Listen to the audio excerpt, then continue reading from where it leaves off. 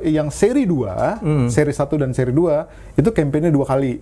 Kampanye pertama kita dapat 75.000, kampanye kedua kita dapat 68.000. Miliaran semua dong ya? Iya dong. Iya. Iya. Gitu. Jadi lu nggak perlu ngapa-ngapain, cuman ngerjain toy aja ya? Jadi kalau misalnya ditanya sama orang sekarang, kalau dulu gitu, lo kerja apa lo? Anak agensi. Kalau sekarang ngapain lo? Jual mainan. Gitu aja.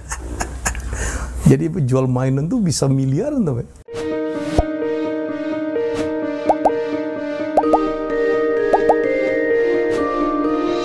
Tamu saya kali ini mungkin banyak yang belum kenal, tapi saya sengaja mengundang orang ini pada saat saya sedang diisolasi, pada saat saya kena COVID bulan Januari, tiba-tiba men-DM saya dan saya respon.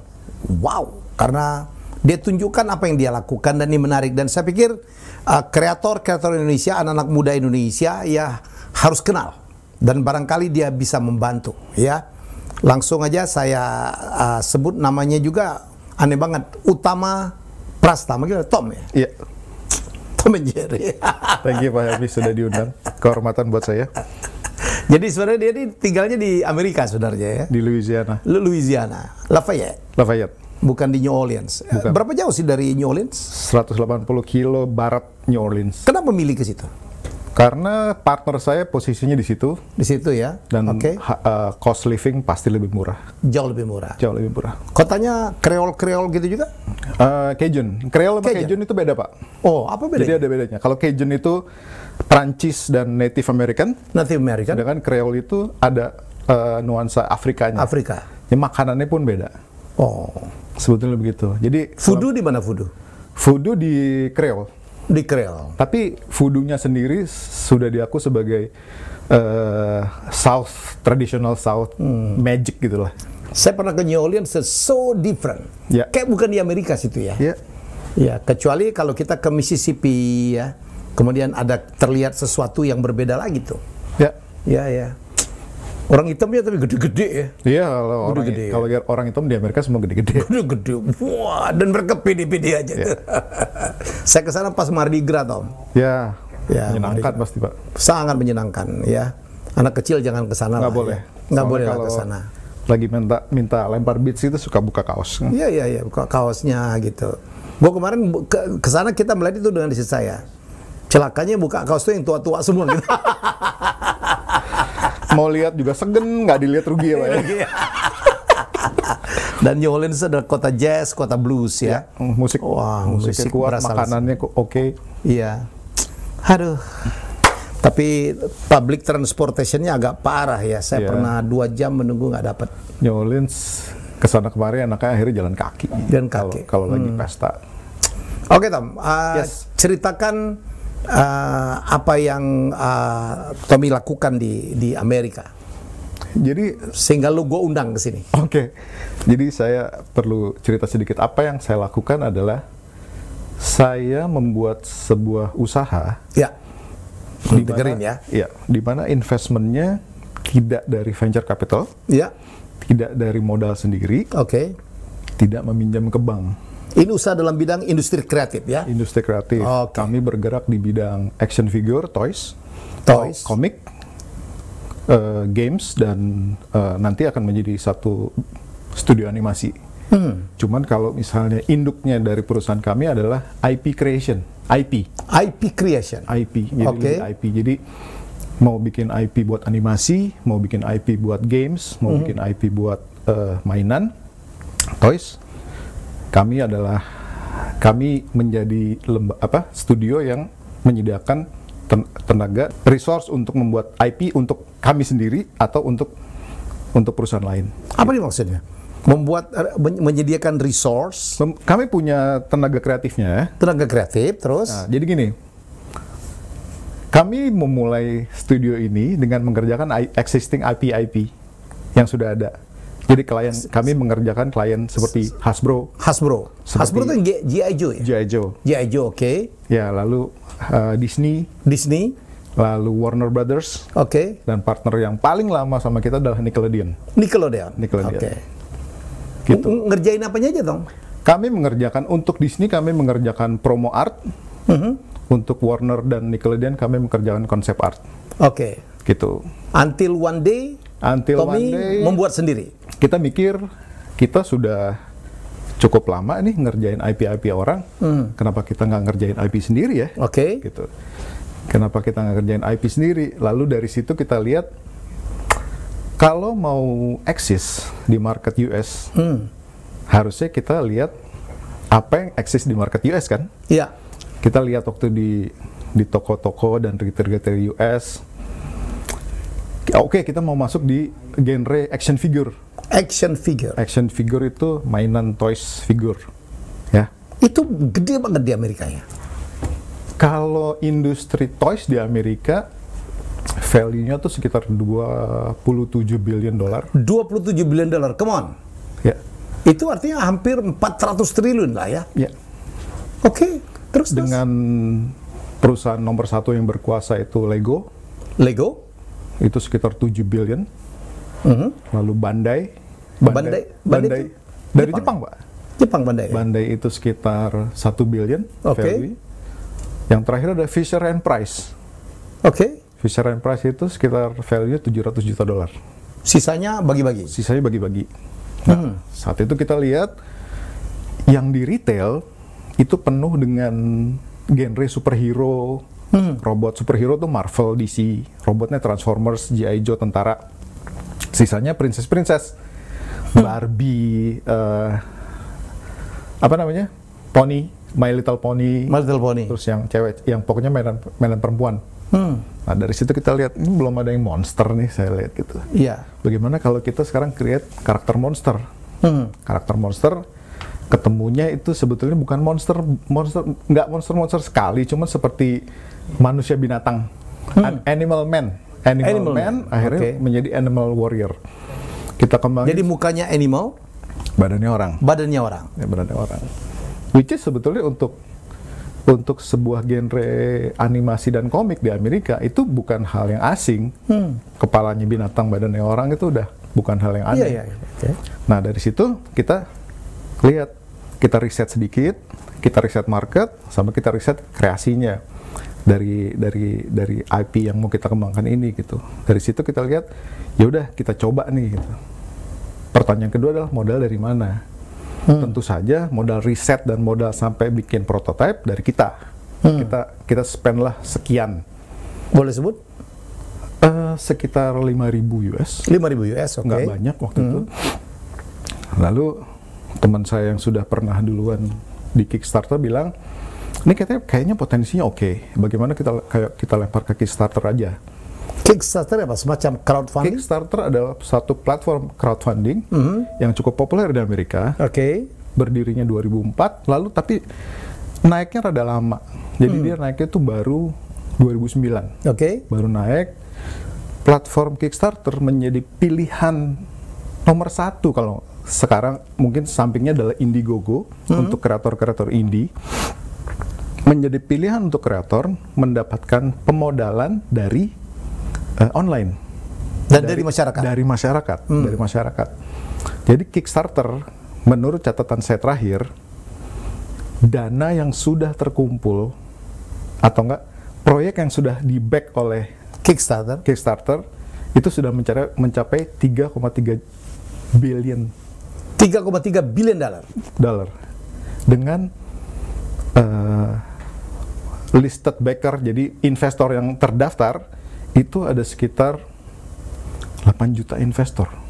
8 juta investor? Iya. Wow.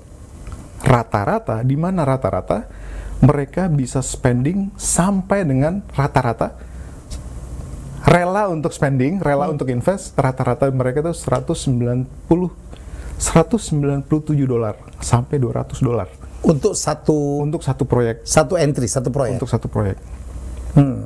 Proyeknya bisa yang sangat besar, ya, atau bisa sangat sederhana. Cuman proyek yang sangat besar belum tentu dapat budget, belum tentu dapat funding yang besar. Oke. Bisa jadi proyek yang sederhana, cuman dekat sama emosional, dekat sama penggemar, bisa dapat funding yang lebih besar daripada proyek yang ambisius. Itu kita bisa lihat, bisa cuman dari kartu game. Oh, jadi apa aja? Kartu game? Kartu game Bisa dijual tuh? Bisa. Tas kamera, Tas kamera, sepeda elektrik, komik, novel, film pendek, film panjang, film dokumenter itu udah biasa, Pak. buku. Buku novel tanpa gambar, novel dengan gambar, novel full gambar, atau enggak kumpulan gambar lukisan Pak Helmi. Itu bisa? Bisa. Toys apa lagi? Toys, apalagi Toys udah satu genre yang udah cukup rame di situ. Toys sudah cukup rame, tinggal Toys yang mana nih yang akan bisa mendapat lebih banyak investment daripada genre yang lain. Seperti itu. Nah, rekor terbesar untuk game yang mendapat investment dari Kickstarter itu dapat $8 juta. 8 juta dolar. 8 juta dolar. So, jadi investor bayar ya? Chip in. Tujuannya apa? Dapat barangnya?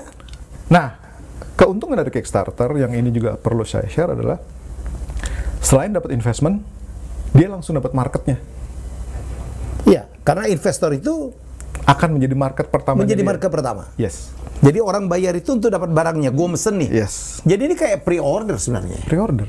Pre-order. Dan retail di US sekarang senangnya lihat produk apa yang banyak dipesan di Kickstarter, kreatornya dihubungin, lo masuk retail kita. Dan itulah yang dilakukan oleh Itu yang kita Tommy. dapat. Apa yang lo propose pertama itu? Tunjukin dong barangnya. Bisa tolong munculin Animal Warrior. Ya? Animal Warrior of the Kingdom. Oke. Ini apa sih ini? Jadi ini ceritanya karakter warrior, cuman dari monyet semua. Gorila, terus cimpanse. Gitu. Ini tingginya 6 inci, sekitar segini. 15 cm. Saya nggak bisa bawa barangnya soalnya. Jadi ini sudah ini Kickstarter campaign kita yang ketiga, Pak. Kita ketiga. Dapat berapa nih? 360.000. 360.000 itu kalau di rupiahkan itu 5M. 5M, Kickstarter ngambil 10%. 10%. Semua proyek Kickstarter yang goalnya tercapai dipotong 10% oleh Kickstarter. Dan investor itu dikirimin barang ini. Ya, investor kami ada sekitar 2.000. Akhirnya total kemarin 2.000 investor yang masuk ke proyek tahap ketiga ini. Oke. Mereka akan mendapatkan barangnya akhir tahun ini. Langsung. Mereka dapat uang juga nggak sih? Enggak. Investornya? Tidak. Enggak. Investor dapat ngambil barangnya aja. Dapat. Itu satu apa toy ini mereka bayar berapa toh? $23 yang kecil, yang besar ini $38. $38. 500 ribuan lah ya. Ya. Wow. Warnanya begini persis. Enggak. Warnanya ada yang udah ini kan? Udah ada yang final kan? Coba lihat gambar berikutnya. Oh. Nah, ini. Okay. Ini besarnya 7 inci, sekitar segini. 7 inci itu sekitar 21 cm lah ya. Segini. Segini. Ya. Abis itu lu jual lagi? Keluar? Ke retail? Gini. Pertama, pada saat kita 100% funded, yang pertama harus kita penuhi adalah order dari para investor. Investor. Setelah itu dari sini kita di approach oleh retail. Bisa berapa nih masukin buat pasar Christmas 2021 sama Spring 2022. Oh, ini belum. Ini yang ketiga yang sekarang. Ini yang ketiga. Yang ketiga. Oh, udah dipesan. Sudah. Siapa yang pesan? Keman? Walmart dan Target. Walmart dan Target itu adalah apa ya? Supermarket besar jaringan ya, yang besar sekali di Amerika. Mereka udah pesan. Sudah. Berapa unit? Total mendekati 50.000 pieces. 50.000 piece. Akan dijual retail berapa? 18, 23, dan 38. 38. Mereka motong berapa? Konsinyasi mereka ngambil 20%. 20%. Itu yang kemarin lo bikinnya di Cina lagi ya? Cina. Harga pokok produksi kita hanya sepertiga dari harga retail.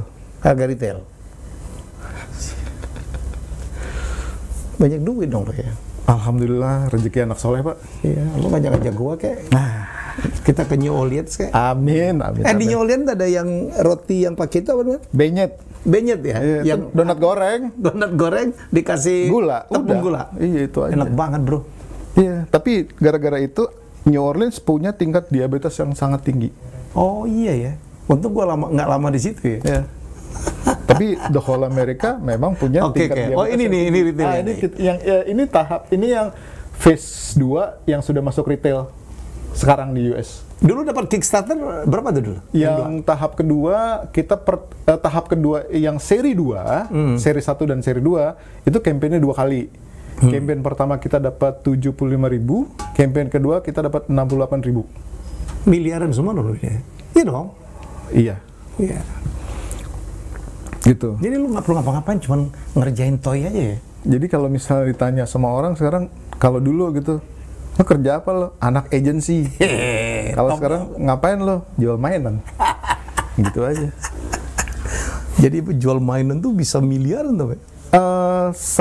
Jadi gini, saya selalu punya role dalam karir gitu. Kalau misalnya saya mau belajar tentang advertising, saya cari yang paling jago siapa. Iya.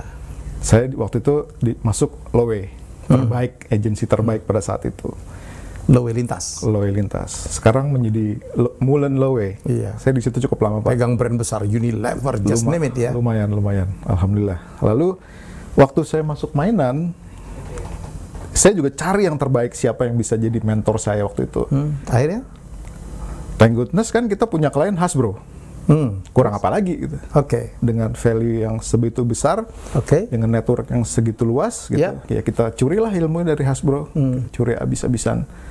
Dan setelah Hasbro, kita ngambil yang desain dan sculptor itu dari perusahaan yang namanya McFarlane Toys. McFarlane Toys itu salah satu yang terbesar juga, value perusahaannya 300 juta US. Jual mainan saja, Pak. Dan komik. Gitu, makanya saya lihat, ya udah kalau kita mau bagus, kita nempel sama yang bagus. Jadi kerja lu cuma mengkolaborasikan aja ya? Tapi skate, desain, lu kan ada director dari semua. Dari kita, cuman yang belum full di kita adalah karena sculptor 3D-nya itu banyak freelance. Jadi dia nge-freelance ke Hasbro, dia nge-freelance ke McFarlane Toys, dia ke dia freelance juga ke tempat-tempat lain, Disney, DC atau yang lain gitu. Jadi mereka tuh banyak gitu. Tim kami yang di New Orleans cuman ada 4, di Indonesia ada 2. 4 sama saya ya. Di Indonesia cuma 2 ilustrator, sculptornya itu di Itali, di Portugal sama di Brazil. Itu kan freelance saja kan? Freelance saja. Tinggal dibayar per proyek aja. Tinggal dibayar. Kita PayPal mafia kita bilang. Kita nggak pernah lihat duitnya. Semuanya PayPal. Semuanya PayPal. Gila ya. Karena udah nggak pakai perbankan deh ya? Nggak. Dan dalam 5 tahun ke depan kita masuk kripto, Pak. Kripto ya. Kripto dalam transaksi dan kripto dalam unitnya juga. Nanti ada unit. Jadi kalau NFT. antar negara gitu kan nggak perlu melalui aturan-aturan perbankan ya? Itu dia. Masa depan sudah di depan muka. Tukeran gua kerjaan lu aja deh. Ya. Lu jadi YouTuber sini. Saya kan masih pengen belajar sama Pak Helmi. Tom, akhirnya setelah lu apa ini namanya Animal Warrior ya? Animal Warrior ya. Begitu Animal Warrior ini meledak, lu katanya dideketin oleh komik ya, dideketin oleh Netflix ya. Jadi gini, Pak.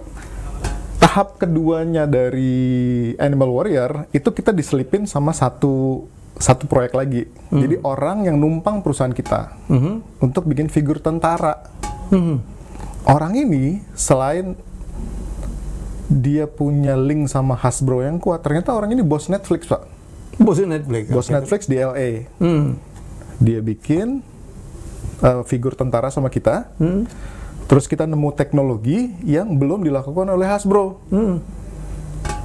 Bukan nemu sebetulnya, kita mikir gimana kalau ini dilepas dan bisa dicopot, bisa dipasang lagi gitu, jadi kolektor bisa berkreasi figur ini bisa dicampur sama figur ini. Seperti padu padan gitu ya. Padu padan seperti G.I. Joe zaman waktu saya kecil gitu. Nah, lucunya desain tersebut diambil sama Hasbro. Kita ambil aja, kita akuisisi, kita pakai dibuat G.I. Joe yang akan datang. Bayar dong. Ya kita bilang, iya silakan gitu. Kita kan cuma di order desain, ini bukan desain kami. Nah, orang ini akhirnya ngejual ke Hasbro. Nah, Orang ini kontak kita lagi. Rencana untuk tahap 3 setelah masuk retail apa? Nah, nggak ada. Kalau misalnya goal tercapai, kita mau bikin komik. Kenapa berhenti di komik? Gitu. Maksud lu? Gitu kan, naik. Maksud lu? Kita pitch animasi sekalian aja, dikembangkan untuk di tahun 2002. Kita again gitu. Kita nggak ngoyo Pak gitu. Ya why not? Saya bilang gitu. Gitu. Jadi buat saya sebagai IP kreator itu goal saya ada 4. Mainan, figur, komik, games, animasi. Kalau buat saya itu. Sekarang udah di tahap mana? Mainan, komik, animasi lagi ini. Lagi produksi. Lagi persiapan. Games, nggak tahu. Saya kembali cari partner lagi dong. Ya? Iya, harus cari partner lagi. Saya udah kontak beberapa orang di Indonesia pernah, di Amerika pernah. Tapi ya gitu. Kolaborasi kan jodoh-jodohan Pak. Jodoh-jodohan. Jadi cocok-cocokan. Jadi kalau misalnya belum cocok, ya nanti dulu. Saya nggak maksa, orang ini juga belum ini kok, belum. Berapa karakter sudah dibuat dong? Total lebih dari 12 sih udah. Lebih dari 12. Soalnya yang udah masuk di retail, udah masuk di shelf udah banyak banget tuh. Lebih dari 10 sih udah ada. Orang Amerika gandrung sama yang beginian ya. Pop culture itu kan emang homeland, tanah air pop culture, geek culture, koleksi-koleksi itu kan di Amerika Pak. Amerika ya? Komik, mainan, terus movie memorabilia, kartu ya. Iya, kartu basket. Kartu mah gila kartu, itu collectibles. Iya, kartu football, kartu basket, kartu baseball sampai sekarang aja kan masih Pak. Dan harganya masih gila-gila gitu. Gitu. Jadi menurut kami buat saya secara personal, market di Indonesia memang belum ke situ. Tapi kalau market di US bisa nangkepnya lebih cepat, ya situ dulu aja.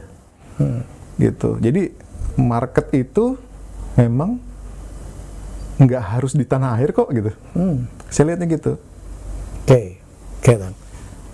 Kan kemarin itu kan lo kecelakaan datang ke Indonesia tuh ya sebenarnya. Iya. Ada rencana tato COVID nggak bisa balik. COVID nggak bisa balik, tapi malah akhirnya ke Shenzhen, ke pabrik.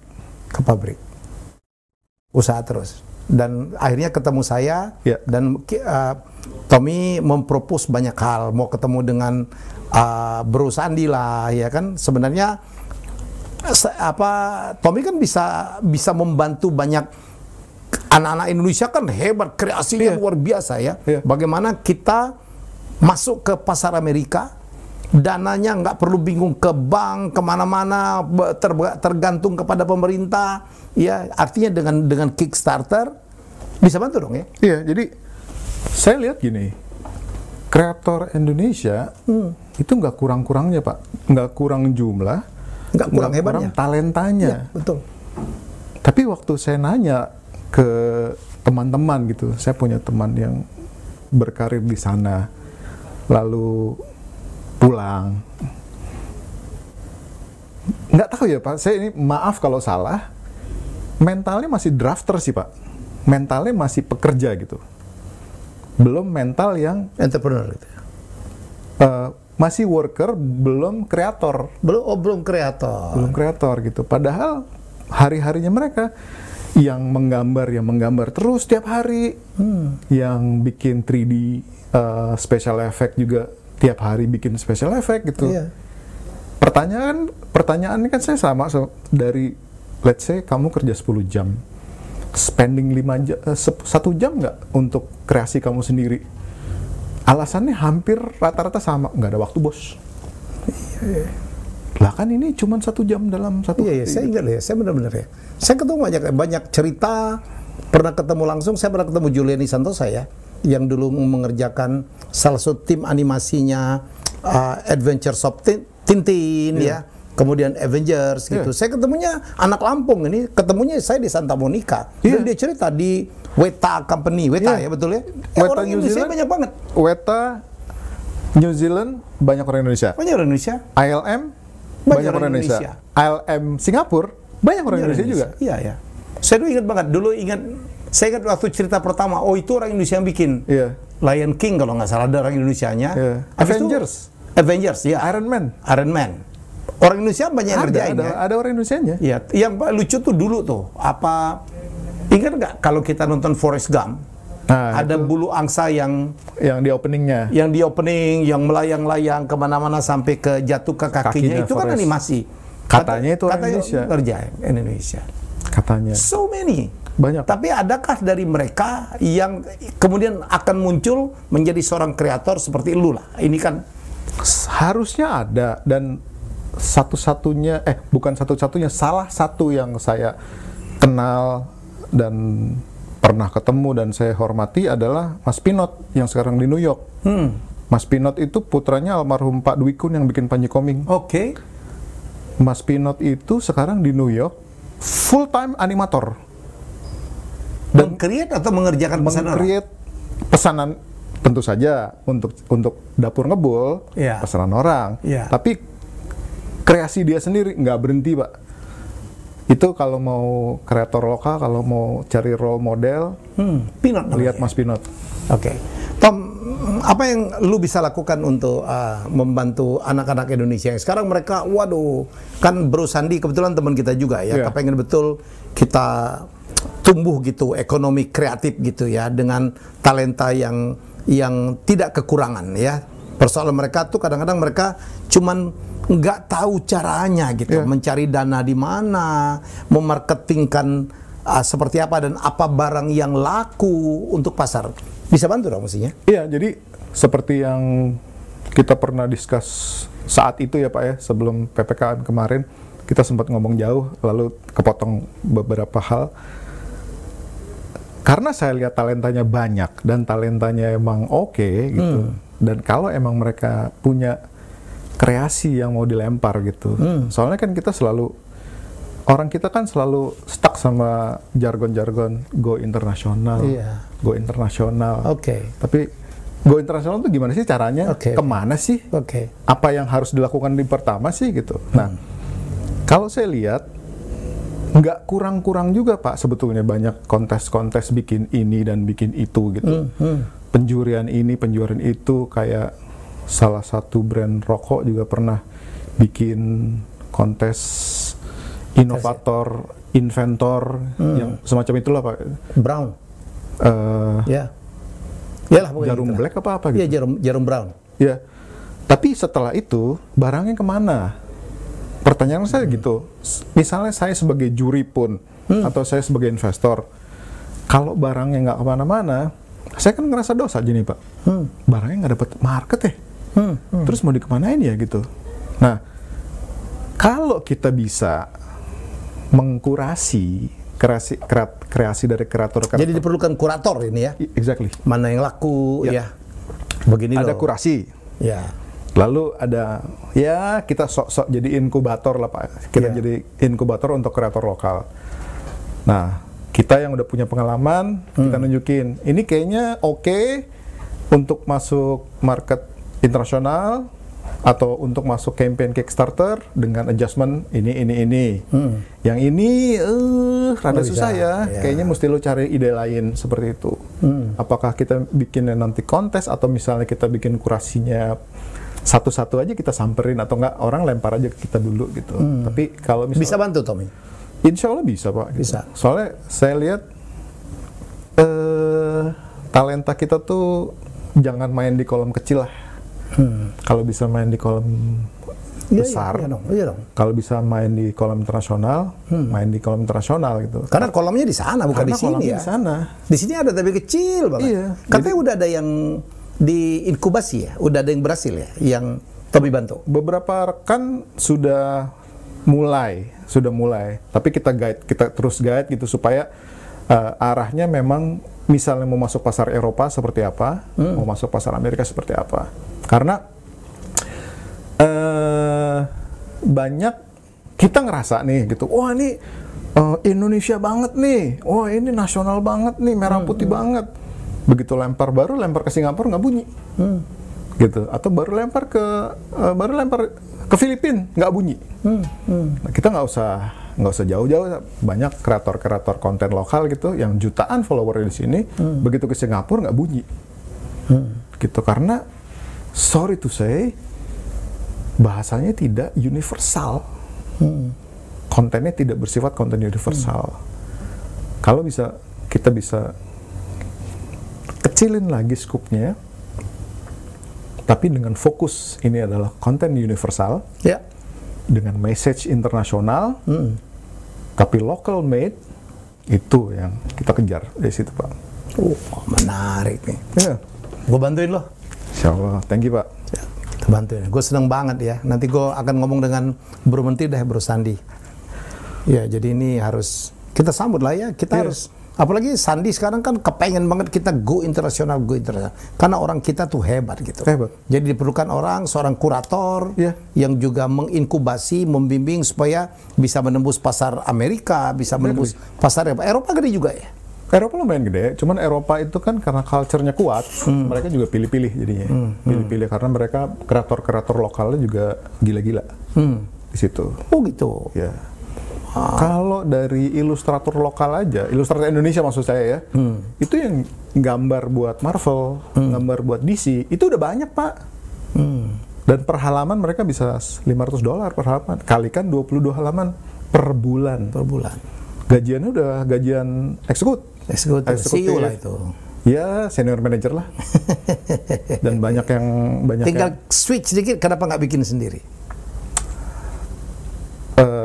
Ini to convert kali ya, terlalu nyaman, zona nyaman, Pak. Kan gue cuma di brief aja nih, gue ngerjain, nggak repot gitu, bikin IP sendiri. Dapat segitu gitu. Tapi saya juga nggak menyalahkan, karena ya seperti saya bilang, itu kan pilihan ya. Itu pilihan, dan dapur sama aja lo mau jadi pegawai atau mau jadi apa, pengusaha. Dapur kan mesti ngebul. Iya. Tapi kalau lihat angka-angka tadi yang lo gambarin, lo dapatnya sekian ratus ribu US, kalau masuk ke retail, kalau kita sekian persen punya IP yang betul-betul oke, angka itu akan menjadi angka punya kita sendiri. Akan menjadi produksi. Tapi again, seperti yang saya sampaikan di depan, tidak semua orang bisa menjadi art director, lalu bisa menjadi production supervisor, lalu ngitung duit juga, gaji karyawan, itu kan paketnya beda, Pak. Paketnya beda. Itu. Nah, dan lo bisa bantu? Bisa. Oke, Tom, yang ini kan kita nggak bicara cuma action figure doang kan? Oh, tidak. Jadi kayak untuk masuk Kickstarter, sekali lagi teman-teman yang baru bergabung, Kickstarter itu adalah sebuah perusahaan crowdfunding di Amerika yang bisa membiayai proyek-proyek kreasi-kreasi ya, dengan investornya itu dia melakukan pre-order. Barang apa aja teman yang bisa laku? Barang yang kita lihat di toko pun, tapi mereka bisa menemukan cara atau menemukan desain yang lebih oke, lebih ekonomis kah, lebih ergonomis kah gitu. Dari tas kamera bisa. Ini produk-produk yang remeh-temeh kita aja lihat sehari-hari. Iya. Pokoknya kalau Kickstarter gini, Pak. Ini yang saya lupa tadi di depan. Kickstarter gini. Bisa nggak solving daily problem atau nggak daily problem dibikin lebih better gitu, lebih baik. Itu pun bisa. Itu bisa, atau nggak create something yang beda betul, beneran beda gitu. Jadi unik sekali. Ya, kadang bisa laku, kadang enggak gitu. Ya.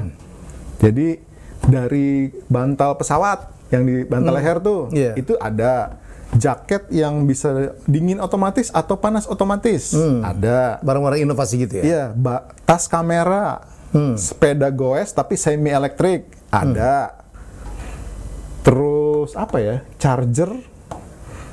charger yang bisa ditempel di jendela. Jadi dia dapat energi dari matahari. Ada. Atau game-game kartu, game kartu atau game di aplikasi ada. Jadi apa aja sebenarnya? Kalau kita lihat di Kickstarter, kita masuk websitenya, itu kita lihat proyek-proyek lucu banyak banget. Yang lucu banyak. Cuman kita juga suka lihat gitu dari top 10 yang lucu. Tembus juga nih 20.000 gitu. Ini apa sih gitu? Oh, bukunya ada pop up, bisa keluar karakternya bisa berdiri gitu, lucu juga gitu. Barang-barang seperti itu banyak sekali Pak. Buku, kartun, ya semua. Kartu, animasi, dokumenter udah nggak. Termasuk, gue mau bikin film nih, Ya. gue perlu biaya sekian, Bisa. misalnya ya. Bisa. Orang mau tuh Iya, invest. kita bikin presentasi. Ya, Kalau diperlukan kita harus bikin video di situ. short movie. Kita shot bahwa oke, saya Helmi Haya, saya mau bikin film tentang ini, kami membutuhkan sekian dan ini yang akan kami ceritakan. Tapi ada benang merah Pak gitu di proyek-proyek Kickstarter. Proyek Kickstarter yang berhasilnya besar itu rata-rata tidak langsung minta duit sama crowdnya, tidak langsung minta duit sama backernya, istilahnya backer. Yang nge-backup ya? Yang nge-backup. Kita nggak bikin backer. Coba proyek-proyek yang why-nya, kenapa ini harus dibikinnya kuat dan punya hubungan batin yang kuat, atau nggak punya nilai emosi yang beda ya ini, unik ya, itu yang paling cepat dapat funding. Ada yang bisa dapat funding, goal funding kan macam-macam. Ada yang cuma butuh 10.000, atau cuma butuh 1.000, atau butuh 20.000. Ada yang bisa 100% funding dalam 10 menit, ada Pak. Ada, itu kalau emang lagi timingnya pas, lagi rame-ramenya, proyeknya bagus, dalam 10 menit 100% funding. Ada yang seminggu funding. Ada yang kayak saya, sebulan. Yang dapat 300.000 itu sebulan? 361 hari. Dia tiap menit, Mas Helmi naik 2.000, Mas Helmi naik 250.000. Pak Helmi dari hari pertama sampai hari terakhir saya Diupdate terus. Diupdate dan lihat kan keajaibannya kan di situ. Gue bilang rezeki anak soleh. Iya, saya bilang saya update pertama saya di hari pertama kita sudah 11.000 waktu itu. Hari pertama udah 11.000 nih Pak. Terus lambat tuh biasanya. Minggu kedua, minggu ketiga lambat. Baru masuk, minggu pertama, kedua lambat. Minggu ketiga naik sedikit. Minggu keempat turun. Tapi di hari-hari terakhir, set. Makanya begitu kita berapa persen. Jadi kita cuma ngejar 90.000 Pak sebetulnya. 90.000 piece sudah cukup? Enggak, 90.000 US. Tapi kita dapat 300, berarti kan 3 kali lipat. Jadi kita ke-funded 300% lebih. Jadi semua bonus-bonusnya kita keluarin tuh. Stiker, flyer, stiker, pembatas buku, coaster, komik, itu kita keluarin semua. Karena setiap kenaikan dari target kita, kita harus ngeluarin bonus Pak buat si backernya. Kalau bisa supaya mereka semangat juga ya. Iya, supaya semangat. Jadi, ini bonus 10.000 udah tambah nih. Ya selain mainan lu dapat kaos gitu misalnya gitu. Oke, thank you Tom. Thank you Pak. Jadi macam-macam cara orang nyari duit, tapi ini keren banget dan membawa kebanggaan bagi Indonesia. Apalagi nanti kalau kita bisa nembus dengan karakter-karakter yang ada Indonesia. Saya pikir bule juga seneng juga asal kita tahu caranya ya. Menebak mereka ya. Betul. Jadi dan Mas Tommy tadi udah jelas lah dia mau membantu. Jadi bagi teman-teman saya sangat intens gitu ya. Ingin betul membantu para kreator-kreator Indonesia, para anak-anak muda yang punya kreasi macam-macam, bikin buku, bikin animasi, bikin produk yang lucu gitu ya, bikin apa aja, bikin action figure, bikin lukisan ya. Mas Tom ini bisa membantu kita ya, membantu kita. Jadi kalau Anda yang minta dibantu, komen aja di Helmi Bicara episode ini, nanti saya akan sampaikan ke Mas Tom dan saya akan bersama beliau nih. Beliau berapa itu? 27 dalam 15 tahun terakhir tadi Pak. Asik kan? Asik banget. Iya, kayak Pak Helmi kan, YouTuber termuda. YouTuber termuda, milenial. Thank you Tom. Thank you Pak. Semoga sukses ya. Terima kasih sudah sharing. Terima kasih. Semoga apa yang lu terangin itu menginspirasi orang. Amin. Tidak sekedar menginspirasi, tetapi dia mau membantu ya. Jadi Mas Menteri, ya ini ada anak Indonesia yang lagi di Indonesia nih. Saya nggak tahu lu mau pulang kapan sih? Belum tahu. Tahun depan paling Pak. Tahun depan ya. Beresin proyek dulu lah. Beresin COVID dulu lah. Bersihin kopi itu dulu. yang paling penting sih. Paling penting, ya. Soalnya travel jadi ribet sekarang. Ya, betul. Ribet banget. Apalagi kalau yang model-model saya dan Pak Helmi yang bolak-baliknya banyak kan. Iya. Ribet banget. Oke, baik itu dia ya. Jadi sangat clear message-nya. Jadi sekali lagi episode ini saya buat dalam rangka untuk mengabarkan sebuah berita gembira bagi teman-teman semua anak-anak muda yang mau berkembang. Ada peluang ya. Ada peluang, ada Mas Tom ya yang akan membantu ya bisa mengkurasi, bisa menginkubasi, menunjukkan jalan ya. Baik, terima kasih Tom. Semoga bermanfaat ini. Dan kita jumpa lagi dengan tamu hebat saya di episode selanjutnya. Bye-bye.